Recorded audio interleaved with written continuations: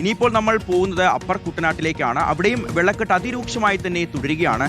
തിരുവൻവണ്ടൂർ, മുട്ടാർ, തലവടി അടക്കമുള്ള പ്രദേശങ്ങളിലാണ് ഏറ്റവും രൂക്ഷമായിട്ടുള്ള അവസ്ഥ. അച്ചൻകോവിൽ, പമ്പ, മണിമലയാറുകളിൽ ജലനിരപ്പ് ക്രമാതീതമായി ഇപ്പോഴും ഉയർന്നുകൊണ്ടിരിക്കുകയാണ്. ഭൂരിഭാഗം റോഡുകളിലേക്കും വെള്ളം കയറിയിട്ടുണ്ട്. ഗ്രാമീണ റോഡുകളിൽ ഗതാഗതം പ്രതിസന്ധിയിലാണ്. എസ് ശരൺ തിരുവൻവണ്ടൂരിൽ നിന്ന് നമുക്കൊപ്പം ചേരുകയാണ്. ശരൺ, ഇപ്പോൾ കാണുന്ന ദൃശ്യങ്ങളിൽ പോലും വെള്ളക്കെട്ടാണ് ഏറ്റവും വലിയ പ്രശ്നം. മഴ മാറി, പക്ഷേ വെള്ളക്കെട്ട് തുടരുന്നു. കിഴക്കൻ വെള്ളം ഒഴുകിയെത്തുന്നു. അത് പടിഞ്ഞാറൻ മേഖലകളെ വെള്ളത്തിൽ മുക്കുന്നു. ഒരു സ്ഥിരം കാഴ്ചയാണ്, സ്ഥിരം അനുഭവസ്ഥരാണ്. പക്ഷേ ഇത്തവണ അവർ കരുതിനേക്കാൾ വലിയൊരു വെള്ളക്കെട്ട് സംഭവിച്ചിട്ടുണ്ട് എന്നുള്ളതാണ്. എന്താണ് ഇവിടുത്തെ ജനങ്ങളുടെ ഒരു അവസ്ഥ, അവർ പറയുന്ന കാര്യങ്ങൾ? ശരൺ. ശിഖാസ്, അത് തന്നെയാണ് പ്രധാനപ്പെട്ട കാര്യം. അതായത് ഇന്ന് രാവിലെ ചെറിയ മഴയുണ്ടായിരുന്നു. അതൊഴിച്ചാൽ ഉച്ചയ്ക്ക് ശേഷം നോക്കുകയാണെന്നുണ്ടെങ്കിൽ കാര്യമായ മഴയൊന്നും തന്നെ പെയ്തിട്ടില്ല. ഇപ്പോൾ തെളിഞ്ഞ മാനമാണ് നമുക്ക് കാണാൻ കഴിയുന്നത്. പക്ഷേ ഈ അപ്പർ കുട്ടനാട്ടുകാരെ സംബന്ധിച്ച് ഏറ്റവും വലിയ പ്രതിസന്ധി എന്ന് പറയുന്നത് ഈ ഒരു കാഴ്ചയാണ്. അതായത് ദൃശ്യങ്ങൾ കൃത്യമായി തന്നെ കാണാൻ കഴിയുന്നുണ്ട്. അതായത് വലിയ തോതിൽ വെള്ളം ഇവിടേക്ക് കയറി ആ വെള്ളം ഇറങ്ങാതെ തന്നെ നിൽക്കുകയാണ്. ഇന്ന് രാവിലെ നമ്മൾ ഇവിടേക്ക് എത്തി, ഈ തിരുവൻവണ്ടൂർ എന്ന സ്ഥലത്തേക്ക് എത്തിയിരുന്നതാണ്. ഇവിടുത്തെ സാഹചര്യം പരിശോധിച്ചിരുന്നതാണ്. അപ്പോൾ ഉണ്ടായിരുന്ന വെള്ളം എത്രയാണോ അതിൽ ചെറിയ ഒരു അളവ് മാത്രമാണ് ഇപ്പോൾ കുറഞ്ഞിരിക്കുന്നത്. ഇതാണ് ഇവിടെയുള്ള ഒരു 100-ലധികം വരുന്ന വീട്ടുകാരെ സംബന്ധിച്ച് വലിയ പ്രതിസന്ധിയിലാക്കിയിരിക്കുന്നത്. നേരത്തെ തന്നെ പരമാവധി ആളുകളെ ക്യാമ്പുകളിലേക്കൊക്കെ തന്നെ മാറ്റിയിരുന്നതാണ്. അതിൽ നിന്ന് ചില ആളുകൾ ഇവിടേക്ക് തിരികെ വരാൻ ശ്രമിച്ചിരുന്നു. കാരണം വീടുകളിലൊക്കെ തന്നെ വലിയ നാശനഷ്ടമൊക്കെ ഉണ്ടായിരുന്നതാണ്. അപ്പോൾ അങ്ങനെ വീട്ടിലെത്തി ശുചീകരണ പ്രവർത്തനം നടത്താനൊക്കെ അവർ ഉദ്ദേശിച്ചിരുന്നതാണ്. പക്ഷേ ഈ വെള്ളക്കെട്ട് മാറാത്തോടുകൂടി അവർക്ക് ഇവിടേക്ക് വരാൻ കഴിയാത്ത സാഹചര്യമുണ്ട്. ഒപ്പം തന്നെ ചില ആളുകൾ ഇവിടെ നിന്ന് മാറിയിട്ടുണ്ടായിരുന്നില്ല.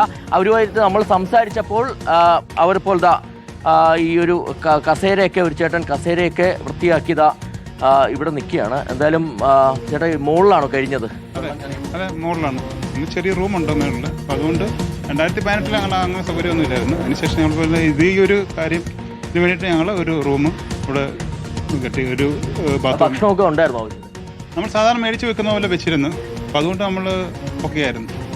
ഇവിടുത്തെ ഏറ്റവും പ്രധാനപ്പെട്ട പ്രശ്നം എന്ന് പറയുന്നത് 2 ആറുകൾ, അതായത് മണിമലയാറും ഒപ്പം തന്നെ പമ്പയാറും, ഈ 2 ആറുകളുടെയും ജലനിരപ്പ് കാര്യമായി തന്നെ കുറഞ്ഞിട്ടില്ല എന്നുള്ളതാണ്. എങ്ങനെയായിരുന്നു കഴിഞ്ഞ 2 ദിവസവും ജലനിരപ്പ്, അങ്ങനെ തന്നെ ആ ജലനിരപ്പ് നിലനിൽക്കുന്നു. അങ്ങനെ ഈ കരകവിഞ്ഞ് ഒഴുകിയാണ് ഈ പ്രദേശങ്ങളിലൊക്കെ തന്നെ വലിയ തോതിൽ വെള്ളം കയറുകയും ചെയ്തിരിക്കുന്നത്. ഇപ്പോഴും ഈ വലിയ ജാഗ്രത തുടരുന്ന ഒരു പ്രദേശം കൂടിയാണ് ഈ ചെങ്ങന്നൂർ താലൂക്ക് എന്ന് പറയുന്നത്. ചെങ്ങന്നൂർ താലൂക്കിലാണ് ആലപ്പുഴ ജില്ലയിൽ ഏറ്റവും കൂടുതൽ ദുരിതാശ്വാസ ക്യാമ്പുകൾ പ്രവർത്തിക്കുന്നത്. 25 ദുരിതാശ്വാസ ക്യാമ്പുകളായിട്ട് 428 കുടുംബങ്ങളെയാണ് മാറ്റിപ്പാർപ്പിക്കുകയും ചെയ്തിരിക്കുന്നത്. എന്തായാലും ഇപ്പോഴും ഈ മഴ മാറി നിൽക്കുന്നുണ്ടെങ്കിലും ഈ വെള്ളക്കെട്ട് ഇങ്ങനെ ഒഴിയുന്നില്ല എന്നുള്ളതാണ്. നമുക്കറിയാം, സാധാരണഗതിയിൽ ഈ ആറന്മുള, റാന്നി അടക്കമുള്ള പ്രദേശങ്ങളിൽ പെയ്യുന്ന മഴ, അവിടെ നിന്ന് വെള്ളം ഇറങ്ങിക്കഴിഞ്ഞാൽ നേരെ വരുന്നത് ഞാൻ നിൽക്കുന്ന ഈ അപ്പർ കുട്ടനാട്ടിലേക്കാണ്. അങ്ങനെ എത്തിക്കഴിഞ്ഞാൽ വേഗത്തിൽ തന്നെ ഇറങ്ങേണ്ടതാണ്. പക്ഷേ ഇത്തവണത്തെ സാഹചര്യം എന്ന് പറയുന്നത് 3 ദിവസമായിട്ടും ഇത് ഇറങ്ങിയിട്ടില്ല. കാര്യമായി തന്നെ ഇങ്ങനെ നിൽക്കുന്നു എന്നുള്ളതാണ്. അവിടെ ആറന്മുള അടക്കമുള്ള പ്രദേശങ്ങളിൽ മഴയ്ക്ക് ശമനമുണ്ടായിട്ടുണ്ട്. അവിടെ നിന്ന്